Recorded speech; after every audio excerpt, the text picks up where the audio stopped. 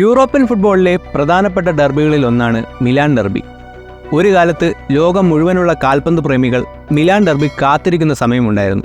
പഴയതിൻ്റെ അത്ര വീര്യം ഇന്നത്തെ മിലാൻ ഡെർബികളിൽ ഇല്ലെങ്കിലും ഇന്നും ഇവർ തമ്മിലുള്ള പോരാട്ടം കാണാൻ കാത്തിരിക്കുന്ന ആരാധകർ ഉണ്ട്. യൂറോപ്പിലെ ശക്തരായ ഈ രണ്ട് ടീമുകൾ തമ്മിലുള്ള റൈവലറി എങ്ങനെയാണ് ഉണ്ടായത്? ആ ചരിത്രമാണ് ഇന്നത്തെ വീഡിയോയിൽ പറയാൻ പോകുന്നത്. ഇറ്റലിയിലെ ചരിത്ര പ്രാധാന്യമുള്ള രണ്ട് ക്ലബ്ബുകളാണ് AC മിലാനും ഇന്റർ മിലാനും. ഇരുവരും തമ്മിലുള്ള ഫുട്ബോൾ മത്സരത്തെ ഡെർബി ഡി മിലാനോ എന്നാണ് അറിയപ്പെടുന്നത്.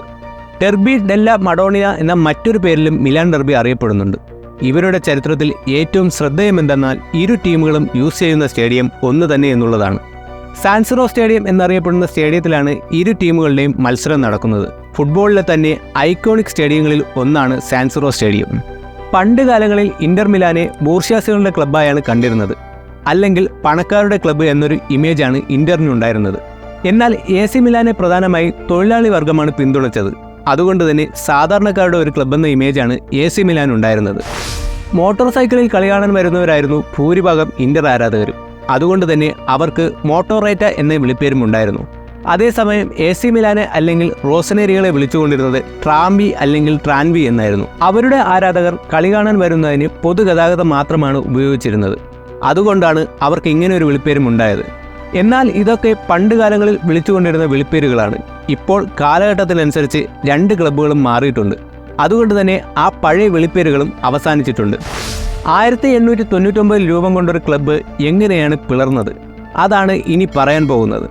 1899 ഡിസംബർ 13 ഹെർബർട്ട് ക്ലിപ്പിനും മറ്റുള്ളവരും ചേർന്ന് Milan cricket and football club എന്നൊരു ക്ലബ്ബ് സ്ഥാപിച്ചു. ക്ലബിന്റെ ആദ്യത്തെ പ്രസിഡന്റ് ആൽഫ്രഡ് എഡ്വേർഡ്സ് ആയിരുന്നു. തുടക്കത്തിൽ ടീമിൽ എഡ്വേർഡ്സ് ബെറ നിയന്ത്രിക്കുന്ന ഒരു ക്രിക്കറ്റ് വിഭാഗവും ഡേവിഡ്സ് ആലിസൺ നിയന്ത്രിക്കുന്ന ഒരു ഫുട്ബോൾ വിഭാഗവും ഉൾപ്പെട്ടിരുന്നു. ക്ലബ്ബ് രൂപീകൃതമായി ഉടൻ തന്നെ ഹെർബർട്ട് ക്ലിപ്പിന്റെ കീഴിൽ മിലാൻ ടീം ശ്രദ്ധേയ പ്രകടനങ്ങൾ കാഴ്ചവെക്കാൻ തുടങ്ങി. 1900 അവർ ആദ്യ ട്രോഫി നേടി. മെഡാഗ്ലിയ ഡെൽറേ അഥവാ കിങ്സ് മെഡൽ ആയിരുന്നു അവരുടെ ആദ്യത്തെ ട്രോഫി.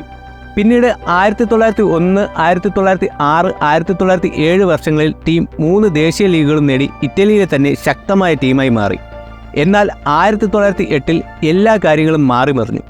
യൂറോപ്പിലെ ശക്തരായി മാറിക്കൊണ്ടിരുന്ന മിലാൻ ടീം 1908 മാർച്ച് 9 രണ്ടായി പിളർന്നു. വിദേശ കളിക്കാരെ സൈൻ ചെയ്യുന്നതുമായി ബന്ധപ്പെട്ട പ്രശ്നങ്ങളാണ് അവരെ പിളർപ്പിലേക്ക് എത്തിച്ചത്.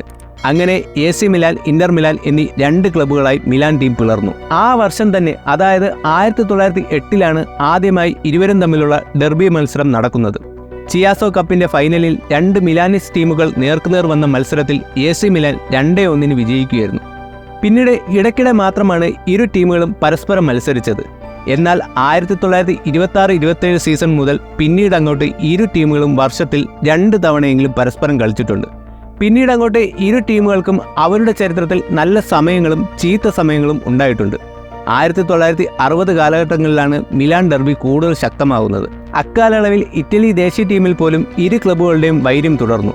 അതായത് ഇറ്റലി ദേശീയ ടീമിൽ ഈ രണ്ട് ക്ലബ്ബുകളിൽ നിന്നുള്ള രണ്ട് കളിക്കാർ പലപ്പോഴും ഒരുമിച്ച് കളിക്കില്ലായിരുന്നു.